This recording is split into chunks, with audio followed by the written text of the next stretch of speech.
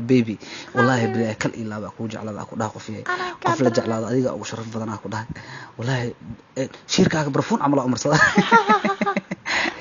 caadintida ku dhaha wallahi xaafadida xataa waa kaluma ku dhaha marka jidka maraayo waxaan ku dhahay adil ka fikraa mar walba adil ka fikraa ku dhahay aad aadan ku jeclaado qofiyay أنا كنت بحديها فيري ما أنت maxaa dhacday maxaa fiirna عندك أسفيري بلوغة baalata 8 saac door waay xidig baale diyaarad waay diyaarad waay migu cabi adiga qofii adin romantic waa dhaaftay qofii bebeena marusa wallahi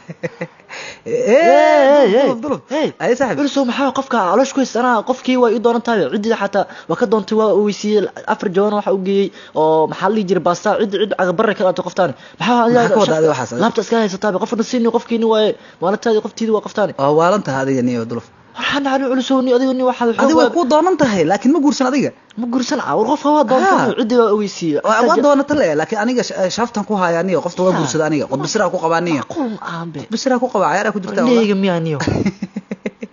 waa waalan tahay qof iyo nasaniyo waxa wasaqaaniyo waa faanta maleena qof iyo isdijiliyo أنا أوريا ogoog yaa sax waay hore fiir abu ku sheegay duluf nasaniyo qoftaan adiga qabo marka waraa wallahi culus ma kayla wallahi qofkii waa adaa lagu dhahaa waxaas dulufo adiga waa doonateen iyo aniga waa qabaa qod bisira qabto qabaaniyo